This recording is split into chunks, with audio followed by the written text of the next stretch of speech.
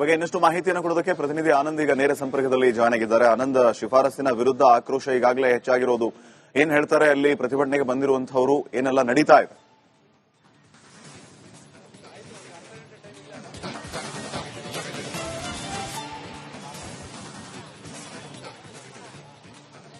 ಶ್ರೀಪಾದ್, ಪ್ರತಿನಿತ್ಯ 12,000 ಕ್ಯೂಸೆಕ್ ನೀರನ್ನ ತಮಿಳುನಾಡಿಗೆ ಹರಿಸೋದಕ್ಕೆ ಸಿಡಬ್ಲ್ಯೂಆರ್ಸಿ ಶಿಫಾರಸನ್ನ ಮಾಡಿರೋದನ್ನ ಖಂಡಿಸಿ ಮಂಡ್ಯದಲ್ಲಿ ಆಕ್ರೋಶ ವ್ಯಕ್ತವಾಗ್ತಾ ಇದೆ. ಕಾವೇರಿ ಹೋರಾಟದ ಕಿಚ್ಚು ಮತ್ತೆ ಜೋರಾಗಿರುವಂತದ್ದು. ಯಾವುದೇ ಕಾರಣಕ್ಕೂ ಕೂಡ ತಮಿಳುನಾಡಿಗೆ ನೀರನ್ನ ಬಿಡಬಾರದು. ಅದರ ಜೊತೆಗೆ ಸಿಡಬ್ಲ್ಯೂಎಂಎ ಸಭೆಯಲ್ಲಿ ಸಿಡಬ್ಲ್ಯೂಆರ್ಸಿ ಆದೇಶವನ್ನ ರದ್ದು ಮಾಡಬೇಕು ಅಂತ ಹೇಳಿ ಆಗ್ರಹಿಸ್ತಾ ಇದ್ದಾರೆ. ಸಾಕಷ್ಟು ಹೋರಾಟಗಾರರು ನನ್ನ ಜೊತೆ ಇದ್ದಾರೆ.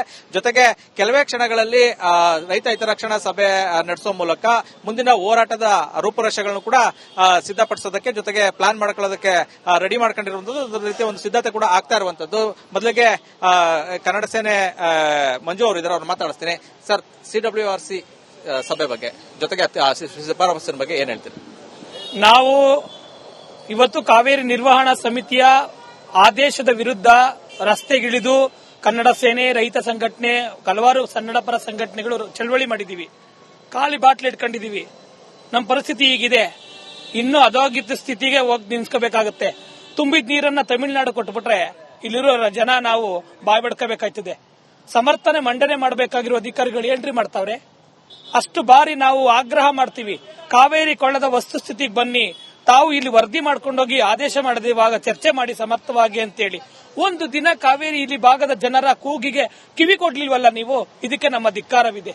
ಯಾವುದೇ ಕಾರಣಕ್ಕೂ ರಾಜ್ಯದ ಮುಖ್ಯಮಂತ್ರಿಗಳೇ, ಕಾವೇರಿ ಕೊಳ್ಳದ ಭಾಗದ ಜನ ನೀವು ಈ ರಾಜ್ಯದ ಮುಖ್ಯಮಂತ್ರಿ ಆಗಿದ್ದೀರಿ.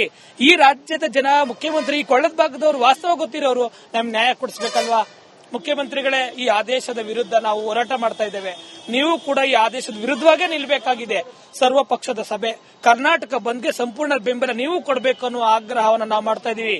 ನೀವು ಅವೈಜ್ಞಾನಿಕ ಆದೇಶ ಏನು ಇವತ್ತು ಕಾವೇರಿ ನೀರು ನಿರ್ವಹಣಾ ಸಮಿತಿ ಆದೇಶ ಮಾಡಿದೆ, ಇಂದು 4 ಗಂಟೆಗೆ ನಡೆಯುವ ಪ್ರಾಧಿಕಾರದಲ್ಲಿ ಆ ಸಮಿತಿಯ ಆದೇಶವನ್ನ ರದ್ದುಗೊಳಿಸಬೇಕು ಅನ್ನೋ ಆಗ್ರಹ ಕೂಡ ಮಾಡ್ತಾ ಇದೀವಿ. ಯಾವುದೇ ನಾವು ಅದು ಆದೇಶ ವಿರುದ್ಧವಾಗಿ ಬಂದ್ರೆ ನಾವು ನಮ್ಗೆ ಗೊತ್ತಿದೆ ನಮ್ಮ ಹೋರಾಟ ಮಾಡುವಂತದ್ದು. ಈ ಹೋರಾಟದ ಆದೇಶವನ್ನ ಪ್ರಾಧಿಕಾರಗಳು ಎದುರಿಸಬೇಕಾಗಿದೆ, ಕೇಂದ್ರ ಸರ್ಕಾರನೂ ಎದುರಿಸಬೇಕಾಗಿದೆ, ರಾಜ್ಯ ಸರ್ಕಾರನೂ ಎದುರಿಸಬೇಕಾಗಿದೆ. ಸರ್, ಜೂನ್ ಜುಲೈನಲ್ಲಿ ಮಳೆ ಇರಲಿಲ್ಲ, ಆಗಸ್ಟ್ ನಲ್ಲಿ ಒಂದಷ್ಟು ಮಳೆ ಆಗಿತ್ತು. ರೈತರು ಏನೋ ಒಂದು ರೀತಿ ನಿಟ್ಟುಸಿರು ಬೀಳ್ತಾ ಇದ್ರು, ಮಂದಹಾಸ ಮಾಡಿತ್ತು. ಈಗ ಮತ್ತೆ ಈ ಆದೇಶ ಶಿಫಾರಸ್ ಬಗ್ಗೆ ರೈತರ ಸಂಕಷ್ಟ ಯಾವ ರೀತಿ ಆಗಿದೆ ಅಂತ?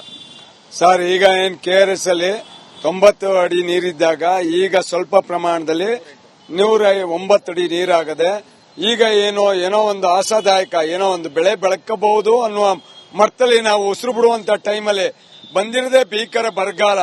ಆ ಭೀಕರ ಬರಗಾಲದಲ್ಲಿ ಈ ಸರ್ಕಾರ ಒಂದು ಕಟ್ಲೆ ನೀರು ಕೊಡಬಹುದು, ಕಟ್ ಪದ್ಧತಿಯಲ್ಲಿ ನೀರು ಕೊಡಬಹುದು ಅಂತ ನಾವು ಆಶಾದಾಯಕವಾಗಿದ್ದು. ಈಗ ಸಿಡಬ್ಲ್ಯೂಆರ್ಸಿ ಏನು ಆದೇಶ ಮಾಡಿದೆ, ಒಂದು ದಿನಕ್ಕೆ 12,000 ಕ್ಯೂಸೆಸ್ ನೀರು ಕೊಡಬೇಕು ಅಂತ ಆದೇಶ ಮಾಡಿದೆ. ಆ ತರ ಆದೇಶ ಮಾಡಿದ್ರೆ ಒಂದು ದಿನಕ್ಕೆ 1 ಟಿಎಂಸಿ ನೀರು ಹೋಯ್ತದೆ. 16 ದಿನಕ್ಕೆ 16 ಟಿಎಂಸಿ ನೀರು ಹೋದ್ರೆ ಕಾವೇರಿ ಬರದಾಯ್ತದೆ.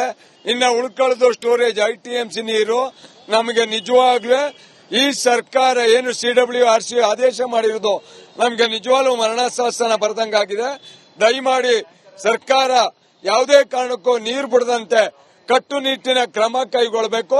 ಸರ್ವಪಕ್ಷದ ಸಭೆ ಕರೆದು ಆದೇಶ ಮಾಡಬೇಕು ಅಂತ ಈ ಮೂಲಕ ಅವ್ರಿಗೆ ಮನವರಿಕೆ ಮಾಡ್ತಾವೆ. ಸರ್, ಸಿಡಬ್ಲ್ಯೂಆರ್ಸಿಗೆ ವಾಸ್ತವ ಪರಿಸ್ಥಿತಿ ಅಂದ್ರೆ ಇಲ್ಲಿನ ಪರಿಸ್ಥಿತಿ ಅರ್ಥ ಆಗಿಲ್ವಾ, ಇಲ್ಲ ಈ ಪರಿಸ್ಥಿತಿಯನ್ನು ಅರ್ಥ ಮಾಡಿಸೋದು ಸರ್ಕಾರ ಫೇಲ್ಯೂರ್ ಆಗಿದೆಯಾ ಅಂತ? ನಿಜವಾಗಿಯೂ ಕೂಡ ಸಿಡಬ್ಲ್ಯೂಆರ್ಸಿ ಆದೇಶವನ್ನ ನಾವು ಸಂಪೂರ್ಣವಾಗಿ ವಿರೋಧಿಸುತ್ತೇವೆ. ಇವತ್ತು ಸಿಡಬ್ಲ್ಯೂಆರ್ಸಿ ಅವರು ಈ ರಾಜ್ಯದ ಪರಿಸ್ಥಿತಿಯನ್ನು ಅಧ್ಯಯನ ಮಾಡಿ ಇಲ್ಲಿ ನೀರಿದ್ರೆ ನೀವು ನೀರು ಬಿಡಿ ಅಂತ ಹೇಳಿ ಒಪ್ಕೋತೀವಿ ನಾವು. ಆದ್ರೆ ಇಲ್ಲೇ ನೀರಿಲ್ಲ, ಮಳೆ ಇಲ್ಲ, ಕೆರೆ ಕಟ್ಟೆಗಳು ಬರಿದಾಗಿದೆ, ಕುಡಿಲಿಕ್ಕೆ ನೀರಿಲ್ಲ, ಜಾನುವಾರುಗಳಿಗೆ ನೀರಿಲ್ಲ.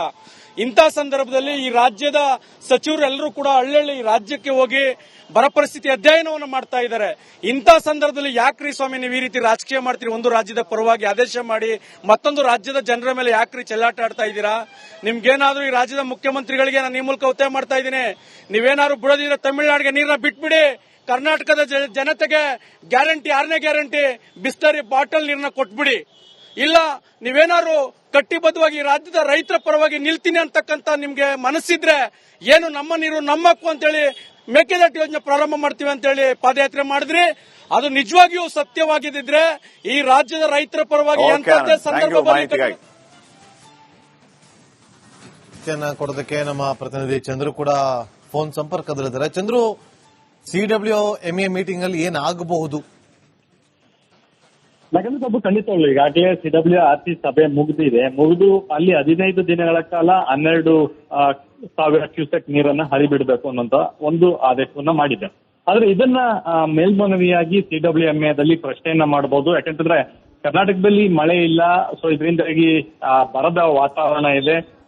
ಅಲ್ಲಲ್ಲಿ ಕೆಲವು ಭಾಗದಲ್ಲಿ ಮಳೆಯಾಗಿದ್ದು ಹೊರತುಪಡಿಸಿದ್ರೆ ಕಾವೇರಿ ನದಿ ಕಣಿವೆಗೆ ಅಂತ ನೀರು ಬಂದಿಲ್ಲ. ಸೊ ಹೀಗಾಗಿ ಈಗ 15 ದಿನಗಳ ಕಾಲ 12,000 ಕ್ಯೂಸೆಕ್ ನೀರನ್ನ ಹರಿಬಿಡಿಸುವಂತದ್ದು ಸರಿಯಾದ ಕ್ರಮವಲ್ಲ. ಸೊ ಇದನ್ನ ಪುನರ್ ಪರಿಶೀಲನೆ ಮಾಡಬೇಕು ಅನ್ನುವಂತ ವಾದವನ್ನ ಈಗ CWMA ಮುಂದೆ ಕರ್ನಾಟಕ ಒಂದು ಮನವಿಯನ್ನ ಮಾಡುವುದಕ್ಕೆ ಅವಕಾಶ ಇರ್ತಕ್ಕಂಥದ್ದು. ಸೊ ಹೀಗಾಗಿ ಈ ಅವಕಾಶವನ್ನ ಕರ್ನಾಟಕ ಯಾವ ರೀತಿಯಾಗಿ ಸದುಪಯೋಗ ಪಡಿಸಿಕೊಳ್ಳುತ್ತೆ ಅನ್ನೋಂಥದ್ದು ಈಗ ಇರ್ತಕ್ಕಂಥ ಯಕ್ಷ ಪ್ರಶ್ನೆ.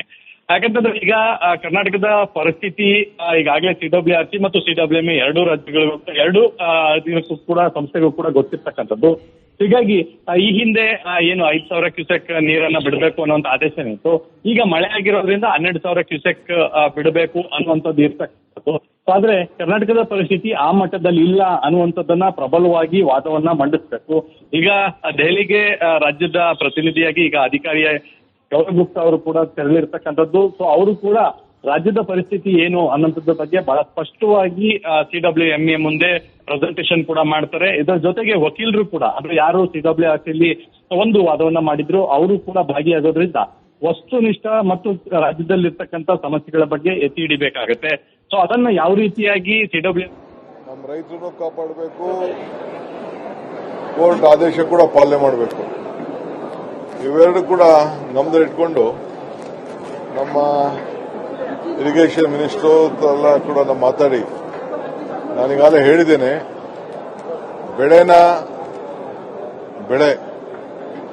ಯಾರು ಕೂಡ ನಮ್ಮ ಲೋಕಲ್ ಮೀಟಿಂಗ್ ಮಾಡಿ ರೈತರ ಹತ್ರ ಚರ್ಚೆ ಮಾಡಿ ಕೊನೆಗೆ ಬೆಳೆ ಕೂಡ ನಾಳೆ ಬೆಳಗ್ಗೆ ತೊಂದರೆ ಆಗಬಾರ್ದು.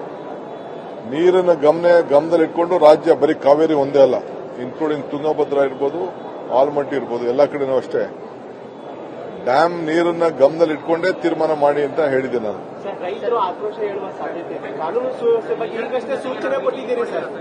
ನೋಡಿ, ನಾನು ಐ ಆಮ್ ವೆರಿ ಟ್ರಾನ್ಸ್ಪರೆಂಟ್.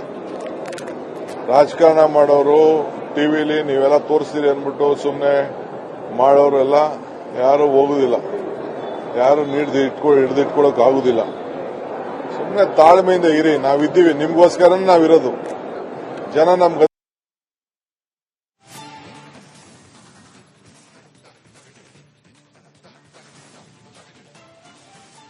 ಈಗಷ್ಟೇ CM DK ಶಿವಕುಮಾರ್ ಅವರು ಮಾತಾಡ್ತಾ ಇದ್ರು. ಇದರಲ್ಲಿ ರಾಜಕೀಯ ಮಾಡೋದು ಬೇಡ ಅನ್ನುವ ವಿಚಾರವನ್ನ ಕೂಡ ತಿಳಿಸಿದ್ದಾರೆ. ಅಷ್ಟೇ ಅಲ್ಲದೆ ಪ್ರಮುಖವಾಗಿ ಈಗ ಮುಂದಿನ ನಡೆ ಏನಾಗಿರುತ್ತೆ ಅನ್ನೋದು ತೀವ್ರ ಕುತೂಹಲಕ್ಕೆ ಕಾರಣ ಆಗ್ತಾ ಇದೆ.